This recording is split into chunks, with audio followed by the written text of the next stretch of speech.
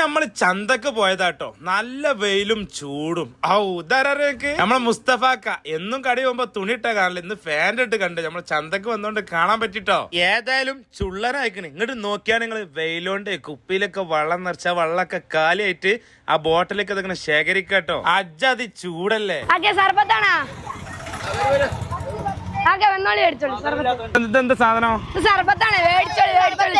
സർബത്ത് എത്ര റുപ്യാണ്? 10 റുപ്യ. കഴിഞ്ഞല്ലേ ഇതില്? മധുരം ഉണ്ടോ?